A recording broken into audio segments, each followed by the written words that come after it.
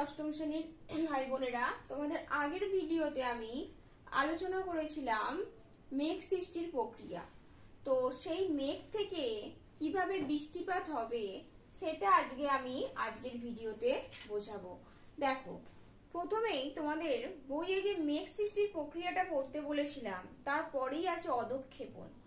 অধঃক্ষেপণ, অধ কথার অর্থটাই হলো কি নিচু, অর্থাৎ কি বায়ুমণ্ডলীয় ওপরের স্তর থেকে ভূপৃষ্ঠস্থ বা ভূপৃষ্ঠে অর্থাৎ নিচের দিকে ওপর থেকে নিচে যাই পড়ে প্রাকৃতিকভাবে সেটাই কিন্তু অধঃক্ষেপণ।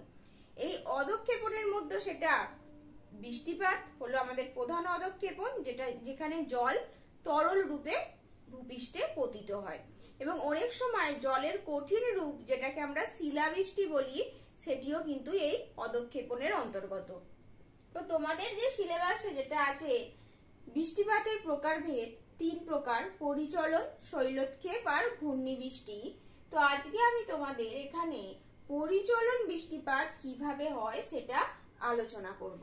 তো দেখো, পরিচলন বৃষ্টিপাত পড়তে গেলে বা বুঝতে গেলে আমাদের প্রথম দুটো জিনিস মনে রাখতে হবে। এক হলো পরিচলন বৃষ্টিপাত সেই এলাকাতেই হবে যেখানে জলভাগের পরিমাণ তুলনামূলকভাবে বেশি এবং দ্বিতীয়ত যেখানে তাপমাত্রা অধিক থাকে, অর্থাৎ সূর্যের কিরণের তাপমাত্রাটা বা উষ্ণতা সেখানে বেশি হয়। তো সেখানে পরিচলন বৃষ্টিপাত কিভাবে হয় দেখো, ঠিক একই ছবি, প্রায় সেই মেঘ সৃষ্টির প্রক্রিয়ারই ছবি। তো তোমরা একটা ছবি যদি প্র্যাকটিস করো, দুটো প্রশ্নের উত্তরেই তোমরা ছবিটা পরীক্ষায় এঁকে আসতে পারবে। এটি হলো স্থলভাগ, এটা জলভাগ। ঠিক আগের ভিডিওতে আমি যে ছবিটা দেখিয়েছিলাম সেই রকমই। তো জলভাগ থেকে কি হচ্ছে, সূর্যের কিরণে জলভাগ থেকে জলীয় বাষ্প পূর্ণ বাতাস, অর্থাৎ এখানে জলভাগ থেকে জল বাষ্পীভূত হয়ে সেই জলীয় বাষ্পপূর্ণ বাতাস ওপরে উঠছে এবং ওপরে ওঠার সাথে সাথেই আমরা কি জানি, সেই বাতাস যত ওপরে ওঠে সেটি তত শীতল হয় এবং সম্পৃক্ত হয়। এবং শীতল এবং সম্পৃক্ত হওয়ার মানেই, যদি এই সম্পৃক্ত হয় এই বিষয়টি না বুঝতে পারো তোমরা অবশ্যই আগের ভিডিওটি দেখে নিও। তো এই সম্পৃক্ত হওয়ার সাথে সাথে এখানে মেঘ সৃষ্টি হচ্ছে, অর্থাৎ ঘনীভূত হয়ে মেঘ সৃষ্টি হচ্ছে। কারণ এই সম্পৃক্ত হওয়া মানে কি, সেই বাতাস আর জলকণা ধরে রাখতে পারছে না, তখন সে জলকণার গুলো আস্তে আস্তে সে ছাড়তে থাকবে। যখনই ছাড়তে থাকবে সেই জলকণা, সেটি ভূপৃষ্ঠে আমাদের বৃষ্টি রূপে পড়তে থাকবে। তো এই অর্থাৎ মেঘ থেকে বৃষ্টি তখনই হবে যখন সেখানে ঘনীভবন হবে। এই ঘনীভবন প্রক্রিয়া হলে তবেই সেটি বৃষ্টি রূপে ভূপৃষ্ঠে ঝরে পড়ে। আর এখানে যে মেঘটা সৃষ্টি হয় সেটা অবশ্যই মনে রাখবে কিউমুলোনিম্বাস মেঘ সৃষ্টি হয়। সেই কিউমুলোনিম্বাস মেঘ যে তোমরা পড়েছো আগে, যেটা বজ্র মেঘ নামে পরিচিত, সেটি হলো এখানে পরিচলন বৃষ্টিপাত ঘটাচ্ছে।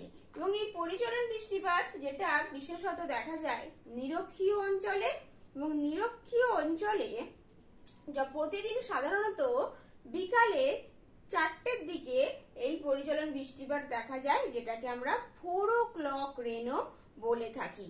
তো এই হলো পরিচলন বৃষ্টিপাতের সমগ্র প্রক্রিয়া।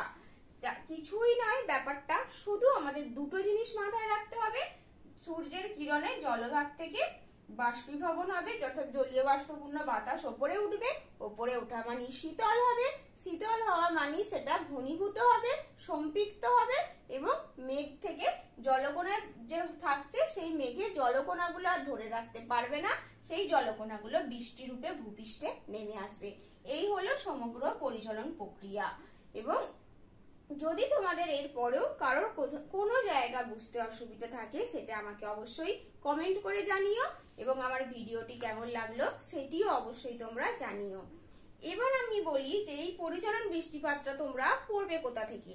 তোমাদের যে টেক্সট বই আছে, পাঠ্য বই, এই টেক্সট বই থেকেও পড়তে পারো, বা ছায়া প্রকাশনীর যে সহায়িকা বা রায়মার্টিন সহায়িকা বই থেকেও পড়তে পারো, এবং সেখানে দেখবে ছবিও আঁকা আছে। একই ছবি মেঘ সৃষ্টির প্রক্রিয়া এবং পরিচলন বৃষ্টিপাত। ছবিগুলো অবশ্যই পরীক্ষায় দিতে হবে। আর যদি আমার এই ভিডিওটি ভালো লাগে অবশ্যই একটা লাইক করে দিও এবং তার সাথে যদি মনে হয় তো সাবস্ক্রাইব করে দিও।